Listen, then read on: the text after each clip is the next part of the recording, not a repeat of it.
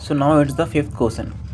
सो कुछ बातें ध्यान याद करा देना चाहता हूँ कि वीडियोस की क्वालिटी भली ख़राब हो सकती है, कुछ भी हो सकता है, साउंड प्रॉब्लम हो सकती है, बैकग्राउंड नॉइज़ हो सकती है, बट कोई बात नहीं। अब बस ध्यान दो क्वेश्चन करने में। आपको गोल होना चाहिए क्वेश्चन करने में, बस कि क्वेश्चन करना है मुझे, एंड ना समझ में आए तो पूछना है डाउट कमेंट्स में, या फिर व्हाट्सअप नंबर है तो व्हाट्सअप पे पूछना है। बस इतना ध्यान होना चाहिए आपका। या तो वीडियो देखनी है, अगर समझ ना आए तो इसलिए पहले अटैच करता हूँ क्वेश्चन, इसीलिए उसमें पहले अटैच करता हूँ क्वेश्चन, ताकि बच्चे जो हों पहले क्वेश्चन कर लें, ना समझ में आए तब वीडियो देखें। उससे फिफ्थ क्वेश्चन है, मुझे लगा ये क्वेश्चन बहुत इंपॉर्टेंट है, इसलिए मैं करा रहा हूँ ये क्वेश्चन।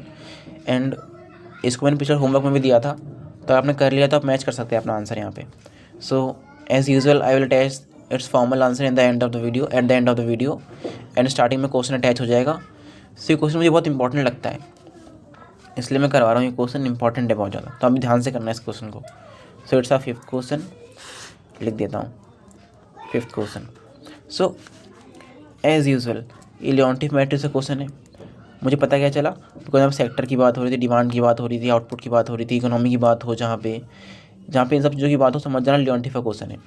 एंड जब भी लियोन्टिफ का क्वेश्चन आए ना, तो तीन चार चीज़ें दिमाग में तुरंत आनी चाहिए कि x इज इक्वल टू होता है हमारा ax प्लस डी। ए मतलब होता है हमारा टेक्नोलॉजी मैट्रिक्स, या फिर इनपुट आउटपुट मैट्रिक्स भी कहते हैं इसको, इनपुट आउटपुट मैट्रिक्स भी इसे कहते हैं। एंड आई माइनस ए मतलब होता है हमारा लियोन्टिफ मैट्रिक्स। लियोन्टिफ मैट्रिक्स ये आई माइनस ए है, डिटरमिनेंट नहीं है, I minus A is equal to Leontief matrix, ये होता है हमारा। So let's see, one by one करते हैं क्वेश्चन को solve, one by one. So पहला पार्ट है determine the technology matrix. So as I previously said कि ये जो चीज़ है ना, ये हो सकता गिवन हो या ना भी हो, बट ये इंपॉर्टेंट है, इसको हमें चाहिए। तो ये कैसे कर सकते हैं calculate? By adding all these. So 45 plus 12 57 57 67 67 plus 86 is equal to 150 होता है। एंड नाउ इसको 150 को मैं डिवाइड करूँगा इस तरह से, देन 120 को इसमें, 100 को इसमें। So my A matrix which is technology matrix will be like this: 45 divided by 150, 30 divided by 150, 45 divided by 150, 12 divided by 120, 48 divided by 120, 12 divided by 120, 10 divided by 100, 30 divided by 100, 10 divided by 100। तो when you solve it further तो आपको इस तरह से दिखाई देगा, ये आ जाएगी मैट्रिक्स, है ना, विच इज़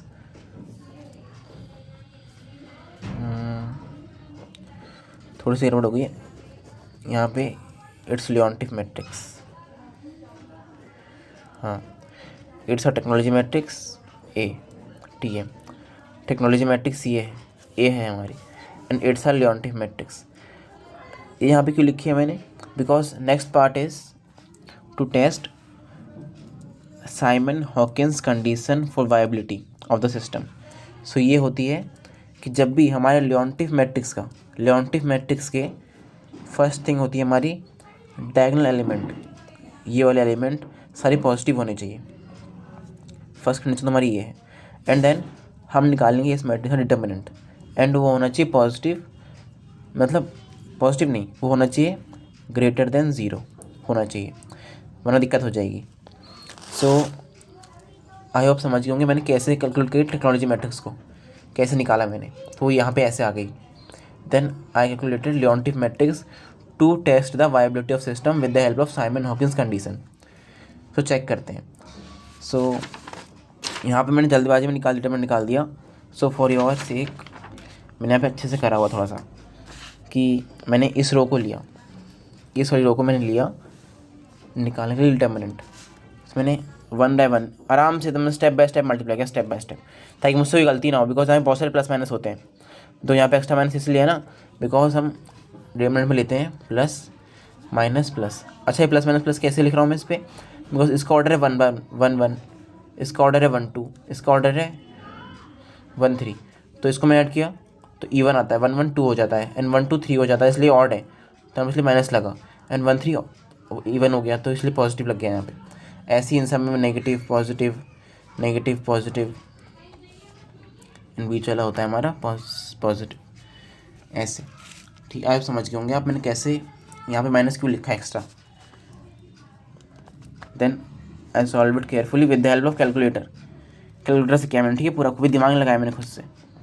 अच्छा पे एम आ रहा है, हटाओ, ठीक है। कैलकुलेटर से किया मैंने, दिमाग से नहीं किया। कैलकुलेटर से करना भी, वरना बहुत दिक्कत हो जाएगी इसमें। 1 बाय 1 मैंने सॉल्व किया, स्टेप बाय स्टेप सॉल्व किया, तो आखिरी मेरा ये आया 0.25 विच इज़ ग्रेटर देन 0, तो अच्छी बात है। तो फर्स्ट कंडीशन हमारी सेटिस्फाइड हो गई थी बहुत पहले ही, विच इज़ कि डायगोनल एलिमेंट होने चाहिए सारे पॉजिटिव, वो थे। 0.7 पॉजिटिव है, 0.6 पॉजिटिव है, 0.7 पॉजिटिव है, तो हो गई condition satisfied. And then second condition थी हमारी कि डिटरमिनेंट जो आना चाहिए हमारा लियोनटिफ मैट्रिक्स का, I - A मैट्रिक्स का, वो होना चाहिए ग्रेटर देन 0, तो वो भी हो गया, condition satisfied. So secondly all the diagonal, अच्छा मैंने सेकेंडली पहले लिख दिया, तो पहला तो हमारी हो गया पॉजिटिव है। दूसरा, all the diagonal elements are technology of the Leontief matrix,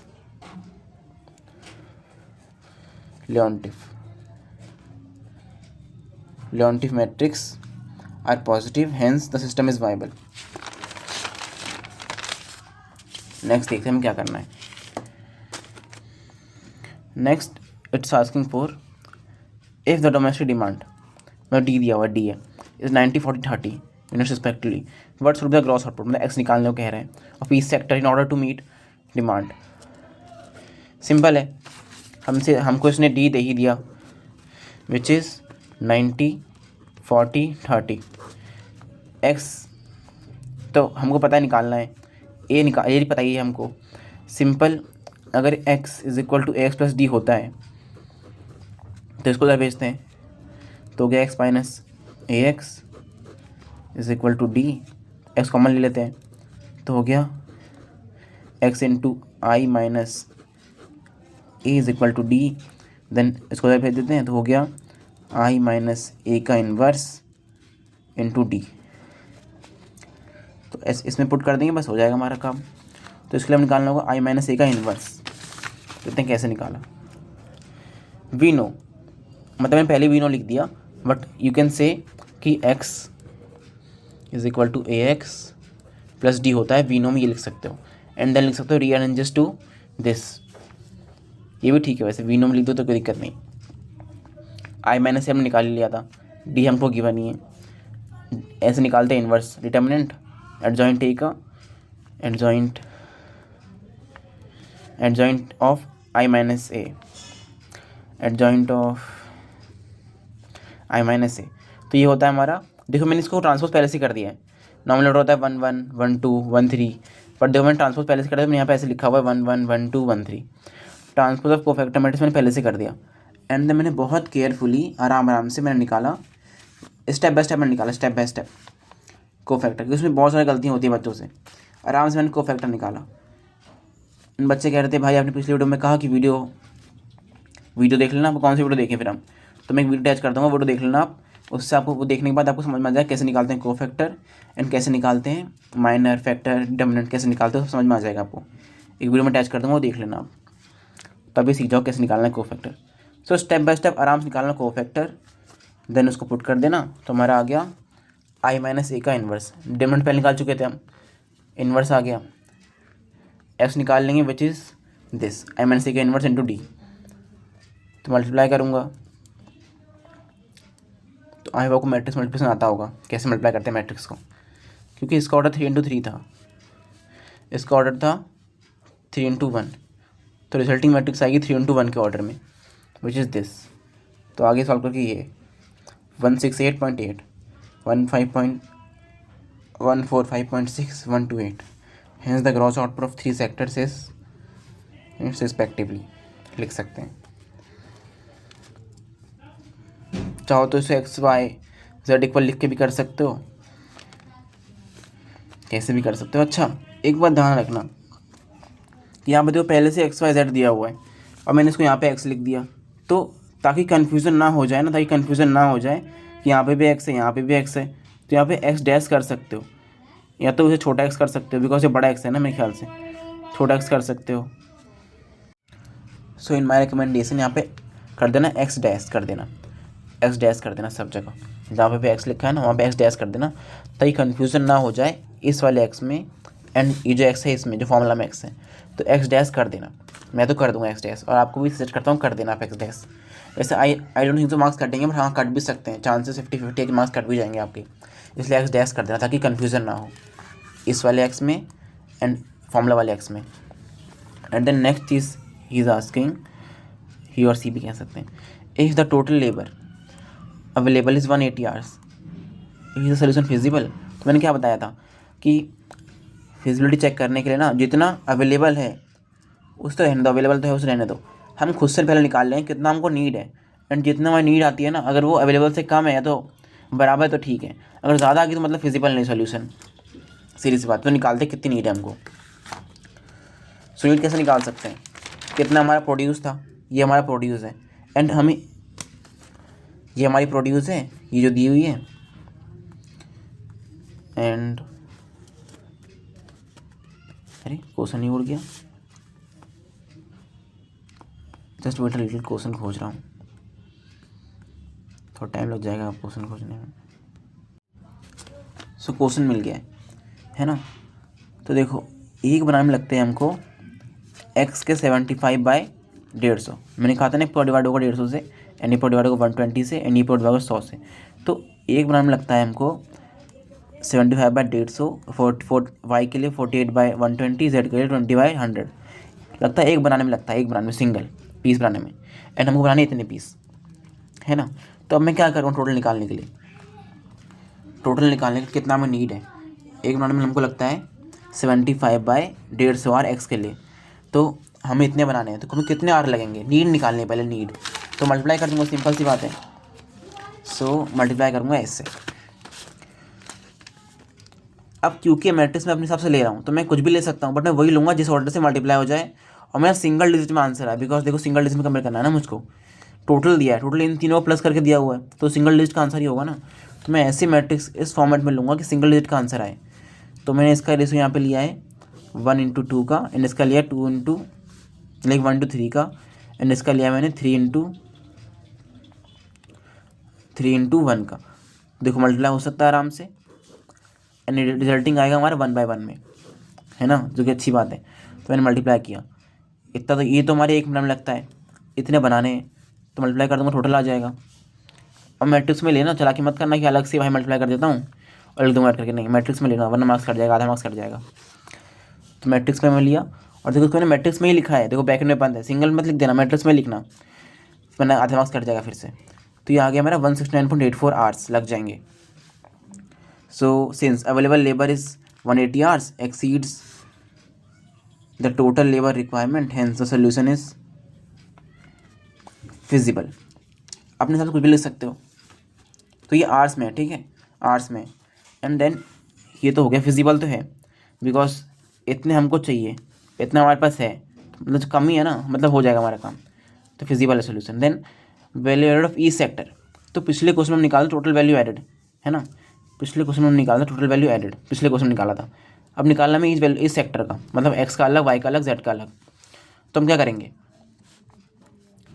हम करेंगे कि एक्स ने कितना कितना यूज़ किया लेबर का, which is this multiply by this, Y ने कितना यूज़ किया, जेड ने कितना यूज़ किया, एंड देन इसको मल्टीप्लाई कर देंगे वेज रेट से, विच इज़ 200।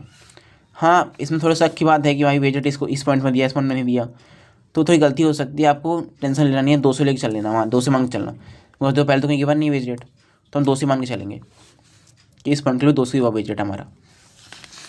तो एक्स का मैं निकाला 84.4, कैसे निकाला, 75, क्योंकि एक्स का ये एक्स का है जो लगता है एक बनाने में टाइम, इनटू कितने बनाए हमने एक्स के 168.8 बनाए, तो मल्टीप्लाई करके ये आएगा 84.4। वैसे ही वाई का भी सेम, जेड का भी सेम, है ना, देखो 84, 84, 58, 58, 27, इसमें मैं अलग निकालना था। So value added of sector X is 200 into करके यहाँ आ गया रुपीज़ में आ रहा है answer. So total value added is equal to 33968। अच्छा हमसे खाली ये पूछा था हमसे बस, बट जब ये 3 निकाल लिया टोटल भी निकाल लेना, फिर सही रहेगा, फ़ायदा होगा आगे जाके। तो जब 3 निकाल लिया तुमने तो टोटल प्लस करके टोटल भी कर देना, ठीक है, बाद में आगे जाके काम आएगा। So let's see the fifth point. ये तो हो गया हमारा। Fifth point is calculate equilibrium prices if wage rate is.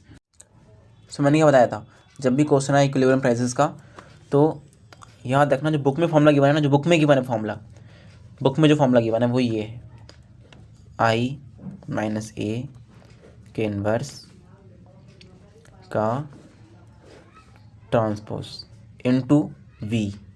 ठीक है, अब कुछ बुक्स में ये फॉर्मूला गिवन है, डायरेक्ट गिवन करने की बात कर रहा हूँ, ए का transpose into P plus V. दोनों एक्चुअल में सेम फॉर्मूलाज हैं, बट कैसे बनता है इससे दिखा देता हूँ मैं करके। इसको मैं उधर भेजा, पी है, ठीक है, ट्रांसपोज माइनस का हो गया ना, उधर भेजा तो is equal to we.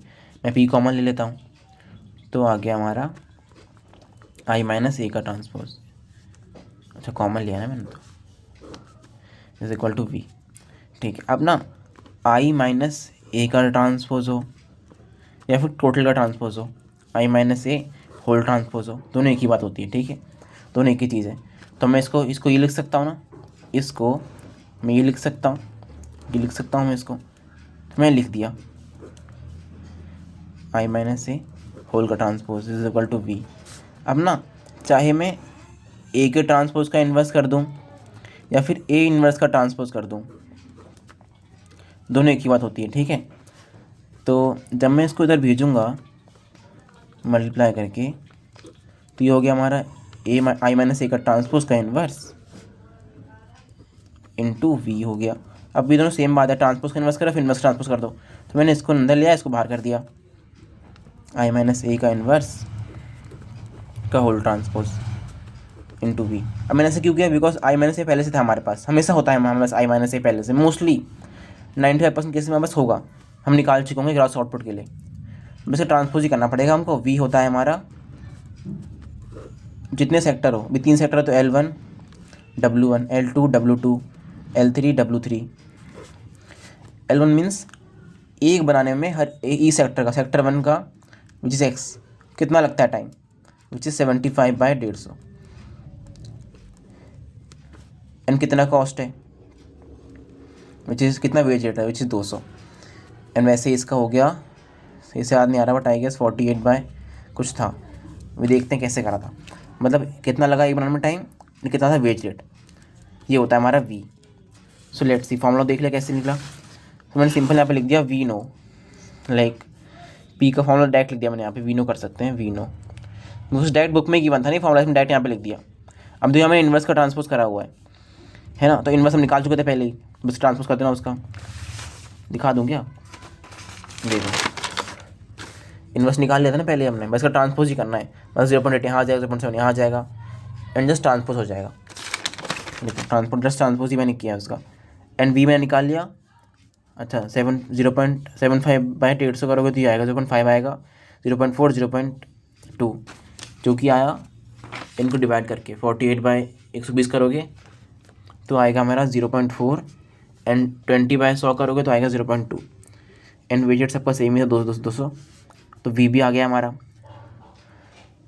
P इसके बराबर इंटू वी होता है, तो मैंने सिंपल मल्टीप्लाई कर दिया, देन ये वैल्यू हो गया मल्टीप्लाई करके।